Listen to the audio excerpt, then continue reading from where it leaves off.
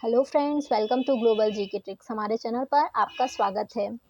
आज हम text book test series के नेक्स्ट पोर्शन को, सीडीपी के पोर्शन को कवर करने वाले हैं। ये हमारे टेस्ट सीरीज़ का 5th टेस्ट सीरीज़ है।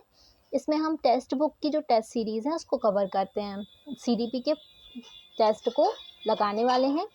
तो अगर आपने हमारे चैनल को अब तक सब्सक्राइब नहीं किया है तो सब्सक्राइब कर लें, जिससे हमें ज़्यादा से ज़्यादा मोटिवेशन मिले, और ज़्यादा से ज़्यादा शेयर करें अपने नीडी फ्रेंड्स और फैमिली मेम्बर्स को। चलिए शुरू करते हैं हम टेस्ट को। फर्स्ट है, सामाजिक विकास संदर्भित करता है, तो ये दूसरों के साथ सौहार्दपूर्वक रहना। नेक्स्ट है, जीन पियाजे थे, तो ये मनोवैज्ञानिक थे। निम्नलिखित में से कौन व्यक्ति संरचनावाद के विकास के लिए मुख्य रूप से उत्तरदायी है? तो इसमें ऑप्शन ए है, 1 है Edward Bradford, JP Watson, Wilhelm Wundt. तो इसमें सही आंसर हो जाएगा विल्हेम वुंट। नेक्स्ट क्वेश्चन है, जिस बच्चे की शैक्षिक योग्यता उसकी क्षमता से कम होती है, यानी कि शैक्षिक योग्यता जो क्षमता है उससे कम होती है, उसे कहा जाता है। तो जब शैक्षिक योग्यता उसकी क्षमता ज़्यादा है तो प्रतिभाशाली बच्चा कहलाएगा।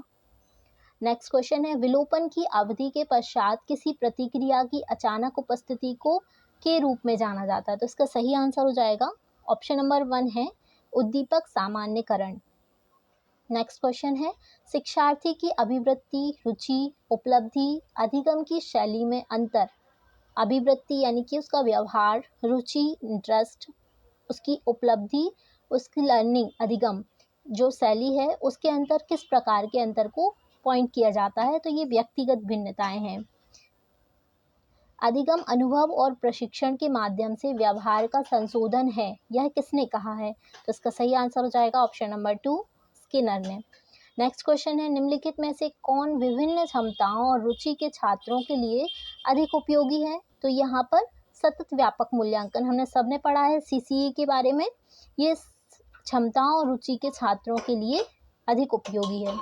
नेक्स्ट क्वेश्चन है, एक जेंडर के सापेक्ष दूसरे को वरीयता, यानी कि यहाँ पर भेदभाव की बात हो रही है, तो लैंगिक भेदभाव। नेक्स्ट क्वेश्चन है, एक छात्र की कालानुक्रमिक आयु और मानसिक आयु दोनों 7 वर्ष हैं, यानी कि उसकी क्रोनोलॉजिकल एज और मेंटल एज दोनों एक सी हैं। तो यहाँ पर वह किस श्रेणी का वर्गीकृत दर हो सकता है?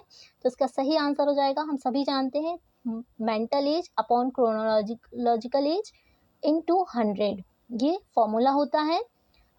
तो इसका हिसाब से, इसके अकॉर्डिंग ये सामान्य बुद्धि का बालक होगा। तो 90 से 110 के बीच जो बालक होता है वो सामान्य बुद्धि का बालक होता है। नेक्स्ट क्वेश्चन है, एक बच्चे में शारीरिक और गत्यात्मक विकास की दिशा। तो यहाँ सेफलोकॉर्डल, समीप दूरस्थ और प्रॉक्सिमल यानी कि शीर्षाभिमुख, ये दोनों ही हैं। नेक्स्ट क्वेश्चन है, विकास की भ्रूणीय अवस्था की अवधि को संदर्भित करती है। ऑप्शन नंबर 1, 0 से 2 वर्ष 2 सप्ताह, 2 से 8 सप्ताह, 9 से 10 सप्ताह। तो इसका सही आंसर हो जाएगा 2 से 8 सप्ताह। निम्नलिखित में से कौन सा शिक्षार्थी केंद्रित शिक्षा पर आधारित है?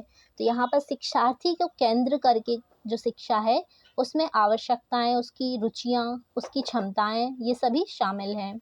नेक्स्ट क्वेश्चन है, अंतर्दृष्टि अधिगम का सिद्धांत किसके द्वारा दिया गया है? तो इसका सही आंसर हो जाएगा कोहलर के द्वारा अंतर्दृष्टि का सिद्धांत जो है वो दिया गया है।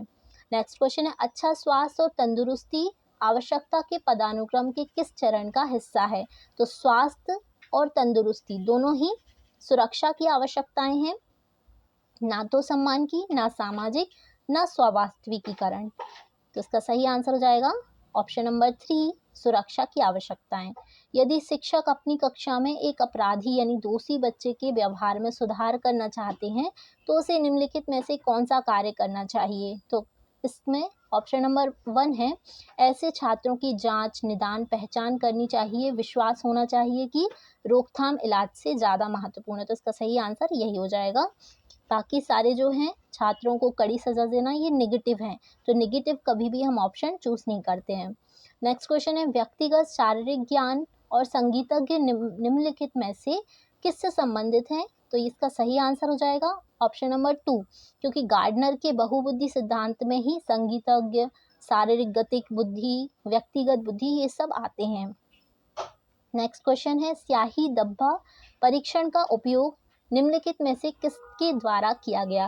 देखिए फ्रेंड्स, हम ये सारे टॉपिक्स डिस्कस कर चुके हैं और हम जो डिस्कस करने वाले हैं आगे, उन टॉपिक्स को मैं यहाँ नहीं बता रही हूँ, लेकिन आगे हम इन टॉपिक्स को डिस्कस करने वाले हैं। अगर आपने मेरी पुरानी वीडियोस, जो ओल्ड वीडियोस जीन पियाजे और हॉवर्ड गार्डनर के सिद्धांत पर जो बनाई हुई हैं वो नहीं देखी हैं तो ज़रूर देखिएगा। वो आपके एग्ज़ाम पॉइंट ऑफ व्यू से बहुत ही आईएमपी है। और ज़्यादा से ज़्यादा सेशन को शेयर करें ताकि मोटिवेशन मिल सके। आगे चलते हैं। स्याही धब्बा परीक्षण का उपयोग निम्नलिखित में से हरमन रॉशा द्वारा बताया गया है। निम्नलिखित में से किसका प्रयोग अल्प अनुचित व्यवहार को कम करने के लिए किया जाता है। तो पुरस्कार का प्रयोग अल्प अनुचित व्यवहार को कम करने के लिए किया जाता है। फ्राइड ने मानव व्यवहार को समझने के लिए निम्नलिखित में से किस दृष्टिकोण की स्थापना की। तो फ्राइड ने ऑप्शन नंबर 1 उपशामक, मनोगतिक, पैतृक या मनोविकार। तो इसका सही आंसर हो जाएगा मनोविकार। प्रकृति और पोषण विकास को कैसे नियंत्रित करते हैं। तो प्रकृति और पोषण, जन्म तक प्रकृति अधिक महत्वपूर्ण होती है, उसके बाद पोषण होता है। नेक्स्ट क्वेश्चन है अधिगम को प्रभावित करने वाले कारकों में शामिल हैं।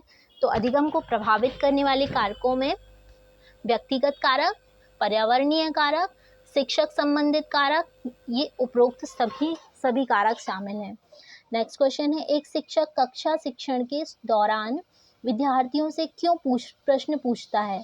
ऑप्शन नंबर 1 अवधारणाओं की समझ की जांच करने के लिए, ऑप्शन नंबर 2 कक्षा में अनुशासन बनाए रखने के लिए, ऑप्शन नंबर 3 कक्षा शिक्षण प्रक्रिया को सरल बनाने के लिए, ऑप्शन नंबर 4 बच्चों की एकाग्रता को आकर्षित करने के लिए। तो इसका सही। नेक्स्ट क्वेश्चन है सीखने के व्याख्या निर्माण डिजाइन मॉडल का कौन सा चरण छात्रों को अपने साथियों के साथ अपनी वैकल्पिक अवधारणाओं, गलतफहमियों पर स्वतंत्र रूप से चर्चा करने के लिए प्रोत्साहित करने से संबंधित है। तो इसका सही आंसर हो जाएगा ऑप्शन नंबर 1 अवलोकन। इन सबको हम डिस्कस करने वाले हैं आगे की क्लासेस में। अगर आपने हमारे चैनल को अब तक सब्सक्राइब नहीं किया है तो सब्सक्राइब कर लें for more updates. Next question है अच्छी उपलब्धि परीक्षण की विशेषताएं क्या हैं। ऑप्शन नंबर 1 शिक्षार्थियों की आवश्यकताओं और क्षमताओं की बेहतर समझ प्राप्त करना। इसकी कोशिश की जाती है कि इसकी कठिनाई के स्तर और विभेदक शक्ति के आधार पर चुना जाता है। पाठ्यक्रम का मूल्यांकन, संशोधन, सुधार करना। पिछड़े शिक्षार्थियों की खोज करना जिन्हें सहायता की आवश्यकता है। उपचारात्मक वर्गों की योजना बनाना। तो अच्छी उपलब्धि परीक्षण के लिए शिक्षार्थियों की आवश्यकताओं और क्षमताओं की बेहतर समझ प्राप्त करना। नेक्स्ट क्वेश्चन है प्रकार के परामर्श में वे लोग शामिल होते हैं जो स्कूल छोड़ देते हैं और जिन्हें मुश्किलें अधिक गंभीर होती हैं। तो दोनों ही इसमें आ जाएंगे। समुदाय आधारित परामर्श, दोनों सब परामर्श, विद्यालय आधारित परामर्श, ए और बी दोनों ही।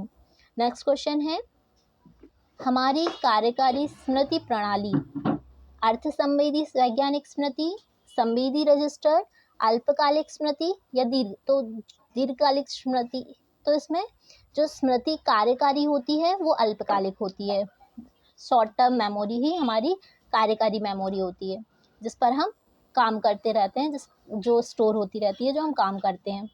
प्रतिदिन भाषण में कृपया और धन्यवाद जैसे विनम्र शब्दों के प्रयोग को कहा जाता है, शब्द साधन कहा जाता है।